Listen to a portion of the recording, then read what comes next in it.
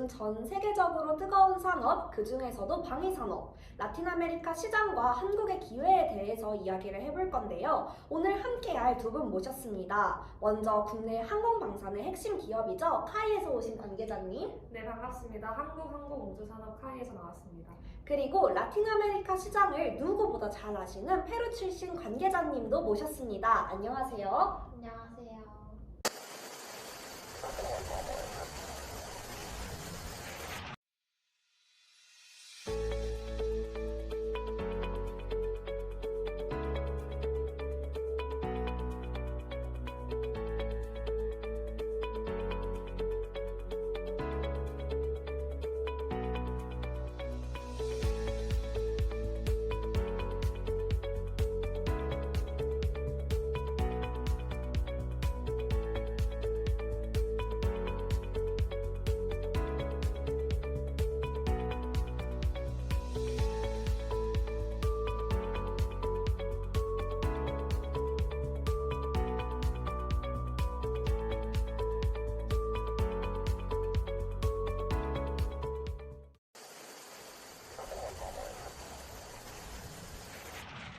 그런데 말입니다. 전략적으로 맞는다는 말만으로는 실제 계약까지 갈 수 없죠. 문제는 정말로 페루의 실제 외부 환경이 이 전략을 뒷받침하느냐가 중요한 지점이잖아요. 정치, 경제, 사회, 기술, 환경, 법과 제도까지 이 6요소 중 어느 하나만 삐끗하더라도 대규모 항공 프로젝트는 성사되기가 어렵습니다. 그래서 이제부터는 조금 더 냉정하게 짚어보겠습니다. 과연 페루는 FA50을 받아들일 만한 준비가 되어 있는가? 카이는 그 환경을 감당할 수 있는가? 그리고 두 나라의 협력이 전략적 타겟팅에서 실제적 성사 가능한 협력으로 이어질 수 있는가에 대해서 이야기를 나눠보고자 합니다. 두 분 준비되셨죠?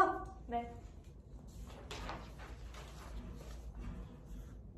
먼저 정치적 환경부터 살펴보자면 페루는 정권 교체가 잦다라는 평가가 있는데 국방 정책에는 어느 영향을 미치는지 궁금합니다. 맞습니다. 정치적 변동성은 존재합니다. 다만 국방 현대화, 그 중에서도 항공전력 강화는 정권이 바뀌어도 후순위로 밀리지 않는 국가적 과제입니다. 2024년 기준 국방 예산 25억 달러, GDP 대비 1.2% 투자는 계속 유지되고 있습니다. 저희는 G2G 조달을 선호하기 때문에 장기적 협력 관계도 중요하게 보고 있습니다. 네, 그 점이 저희에게도 큰 신뢰를 줍니다. 페루가 항공 그리고 방산 분야를 전략 사업으로 분리하고 있다는 건 단순 구매가 아니라 협력 구조를 만들 준비가 되어 있다는 의미니까요. 저희는 이제 기술 이전형 그리고 현지 협력형 프로그램을 적극적으로 제안드릴 수 있습니다. 두 분 다 신중하시군요. 그럼 경제로 넘어가 보죠. 페루 경제는 완만한 성장세지만 재정 제약이 있다라고 알려져 있습니다. 페루 측 입장은 어떻습니까?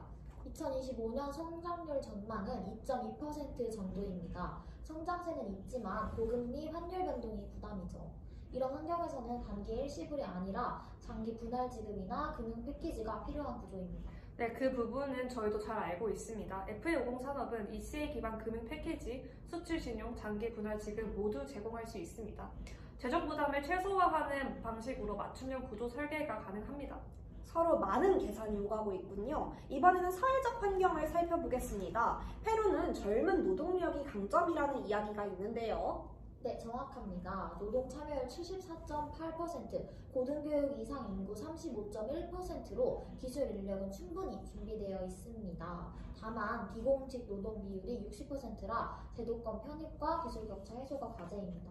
네, 그래서 저희는 단순 판매가 아니라 현지 인력 양성 및 정비 센터 구축, 그리고 산업 협력과 같은 산업 기반 공동 성장 모델을 제안드립니다. 페루가 원하는 건 단순히 전투기가 아니라 항공 능력 자체 성장이라는 것을 잘 알고 있기 때문입니다.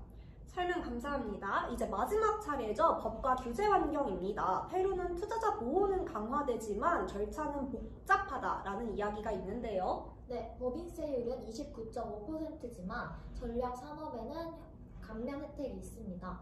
MOU 기반 공동 생산, 기술 이전 프로그램도 활발합니다. 다만 인허가 절차가 복잡한 건 사실입니다. 저희는 현지 법률 파트너와 협력해 이 부분을 대응할 준비가 되어 있습니다. 페루는 B2G, G2G 계약 모델에 가장 적합해 보이며 저희도 그 방식에 맞춰 논의하고 있습니다.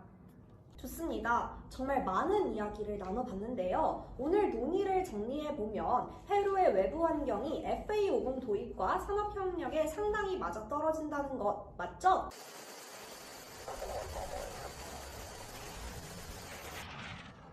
이어서 FA50이 페루에 진출할 때 중요한 포인트가 되는 몇 가지를 짚어보도록 하겠습니다. 카이 관계자님, 특히 페루 진출에 신경 쓴 부분에는 무엇이 있나요? 네, 먼저 FA50을 어떤 역할로 자리 잡게 할지 설정하는 부분부터 많은 고민을 했습니다. 페루는 범죄 조직과의 게릴라 소탕 작전을 계속하고 있는데 기존 KT-1P는 프로펠러 기반이라 기동성이 떨어집니다. 그래서 FA50을 고속성과 기동성을 갖춘 게릴라 작전용 고기동 제트기로 소개하는 방향을 중심에 두고 있습니다. 말씀만 들어도 페루의 작전 환경과 잘 맞아 보이네요. 페루 관계자님도 현장에서 느끼시는 필요성이 있으신가요? 그 부분은 저희도 강하게 공감합니다. 산악지형 추격작전에서는 순식간의 대응 속도가 결정적이기 때문에 고기동성을 갖춘 플랫폼을 찾는 과정에서 FA50이 자연스럽게 후보에 올라오고 있습니다. 그렇군요. 그렇다면 페루 지형에 맞춰 FA50을 어떻게 조정하려는지도 중요한 포인트가 되겠네요. 카이 관계자님 이어서 설명해 주시죠. 네, 페루는 해발 2,500에서 4,000m의 고고도 환경이 많습니다. 고온 저밀도 조건에서는 기존 전투기의 성능 발휘가 어려운데요.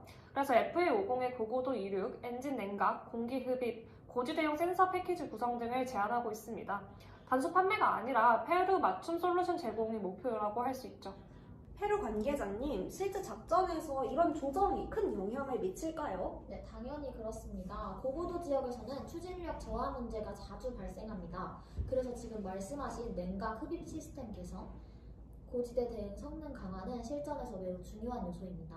확실히 페루 맞춤형 FA50이 매력적인 포인트로 비춰지는군요. 그런데 FA50을 도입하는 과정에서의 비용도 중요하잖아요. 카이 관계자님, 먼저 FA50과 관련해 어떤 방식으로 비용을 효율화하고자 했는지 설명해 주실 수 있나요? 네, 먼저 도입, 훈련, 정비를 하나의 묶음으로 구성해 총 비용을 절감하는 접근입니다.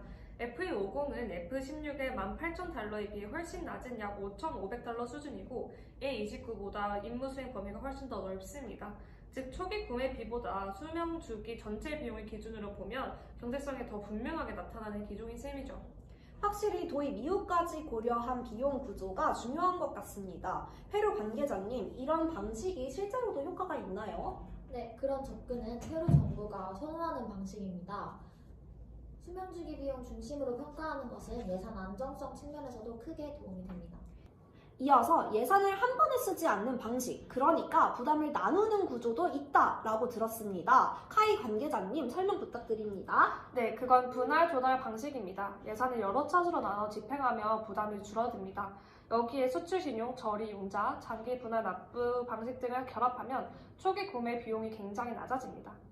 페루 관계자님, 이런 방식은 페루 정부에서도 현실적으로 도움이 되는 구조인가요? 그렇습니다. 저희 예산 구조상 한 번에 많은 금액을 투입하기 어렵기 때문에 분할 조달이나 금융 지원 방식은 매우 효과적입니다. 예산 편성의 유연성이 커진다는 점에서 실제 의사결정에도 긍정적입니다. 그리고 마지막으로 페루 내부에서도 일부 예산을 회수하는 구조가 가능하다는 이야기도 들었습니다. 카이 관계자님 알려주시죠. 네, 이제 현재 기업이 부품 조립이나 정비에 참여하게 되면 고용 증가와 기술 이전 효과를 생길 수 있고 물류비와 관세 절감도 가능합니다. 또한 향후 주변국 대상으로 한 MRO 서비스 수익이 발생하면 페루가 예산을 회수하거나 혹은 추가 수입을 얻을 가능성도 있습니다. 페루 관계자님, 이런 산업 효과가 실제 정부 판단에 영향을 줄까요? 네, 많은 영향을 줍니다. 단순히 비용을 지출하는 구조가 아니라 경제 효과까지 동반되는 구조라면 정부도 훨씬 긍정적으로 평가할 수 있습니다.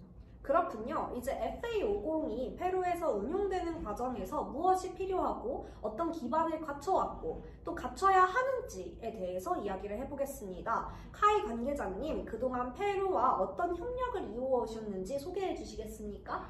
네, 카이는 2012년 KT-1 훈련기 20대를 공급을 했고 그중 16대는 국영 항공 기업인 세만에서 현지 조립되었습니다. 기술 이전, 조립 노하우 공유, 그리고 정비 인력 양성 등 다양한 협력을 진행해왔고 이후 페루 현지에 카이 사무소도 설립하여서 기술 운영 지원을 꾸준히 이어왔습니다. 그리고 2024년에는 FA50 부품 공동 생산 관련 협약까지 체결하면서 양국간 협력 기반이 훨씬 더 단단해지고 있습니다. 페루 관계자님, 현지에서는 이런 협력의 흐름이 어떻게 받아들여지고 있을까요? 네, 카이는 이미 현장에서 신뢰받는 파트너입니다. KT1P 조립과 운영 경험이 축적되어 있기 때문에 FA50이 도입될 경우에도 안정적으로 연결될 수 있다는 믿음이 있습니다. 그렇다면 앞으로 FA50을 실제로 운영할 기반을 어떻게 구축할지도 굉장히 중요한 부분일 텐데요. 카이 관계자님, 이어서 설명해 주시죠. 네, 현재 구상 중인 구조는 카이가 기체 구조와 핵심 부품 공급을 담당하고 셀만이 최종 조립과 1차 정비를 담당하며 이제 페루 공군이 이를 운용하는 형태입니다. 이렇게 세 기관이 서로 역할을 분담하는 방식이 공급 안정성과 정비 신뢰성을 동시에 확보하는 데 효과적입니다. 특히 리마에는 이미 KT1P 정비 경험이 있기 때문에 이를 활용하면 FA50 도입 후 2년 이내에 중정비 인증 확보를 목표로 할 수 있습니다. 페루 관계자님, 주변국 항공기의 정비까지 맡게 되는 방향도 가능하다라는 이야기가 나왔는데 실제로 여지가 있는 말일까요? 네, 충분히 가능합니다. KT1P로 쌓은 인프라와 인력이 이미 있기 때문에 FA50까지 더해지면 리마가 역내 MRO 허브로 성장할 가능성이 높습니다. 좋습니다. 이제 FA50을 어떻게 알리고 현지에서 신뢰를 높일 수 있을지 이야기해 보겠습니다. 카이 관계자님, 어떤 활동들이 중요할까요? 네, 이제 SITDF라는 중남미 주요 방산 전시회가 핵심입니다. 스페인어 기반의 현지화된 설명이 가능하기 때문에 FA50의 성능과 운용 효율성을 직접 보여줄 수 있는 중요한 기회라고 할 수 있죠. 그리고 직접 경험이 또 하나의 중요한 요소라고 들었습니다. 페루 관계자님, 설명 부탁드립니다. 네, 작년에 저희 페루 공군 사령관이 FA50을 직접 시승한 적이 있습니다. 이런 경험은 말로만 듣는 것보다 훨씬 강력한 신뢰관계 형성 계기가 됩니다. 오늘 이야기를 쭉 들어보니 FA50이 페루로 들어가는 과정은 단순히 항공기를 판매하는 차원을 넘어서서 있다는 게 점점 더 분명해지는 것 같습니다. 카이 관계자님, 지금까지의 논의를 바탕으로 전체적인 흐름을 간단히 정리해 주실 수 있을까요? 네, 핵심만 말씀드리면 FA50의 페루 진출은 한 번 구매하고 끝나는 구조가 아닙니다. 이미 구축된 협력 기반을 활용해 운용, 정비, 산업 생태계까지 함께 키워나가는 방향으로 확장될 수 있는 사업입니다. 이제 페루의 지형과 작전 환경에 맞춘 조정, 현지 조립과 정비 체계 구축, 그리고 예산 부담을 줄이는 도입 구조까지 여러 요소들이 하나의 흐름으로 연결되어 있습니다. 이런 점에서 페루와 한국이 함께 성장할 수 있는 형태의 협력 모델이라고 볼 수 있죠. 페루 관계자님 입장에서도 오늘 논의된 흐름이 상당히 의미가 있을 것 같은데요. FA50이 페루에는 어떤 가치로 이어질 수 있을까요? 네, 도입 자체도 중요하지만 장기적으로 자립적인 항공 전력을 갖추는 데 기여할 가능성이 크다는 점이 가장 의미 있습니다. 정비, 운용 인프라가 확장되면 주변국 정비 수요까지 흡수할 수 있는 기반이 되고 산업 역량 축적에 도움이 되기 때문에 국가 차원에서도 긍정적입니다. 두 분 말씀 감사합니다. 오늘 대화를 통해서 FA50이 단순히 구매 대상이 아니라 페루와 한국 양측 모두의 파트너십으로 확장될 수 있는 프로젝트라는 점을 확인할 수 있었던 것 같습니다. 이상으로 오늘의 알쓸라방을 마무리하도록 하겠습니다. 다음 시간에도 라틴 아메리카와 방산 분야를 잇는 흥미로운 이야기 들고 오겠습니다. 감사합니다.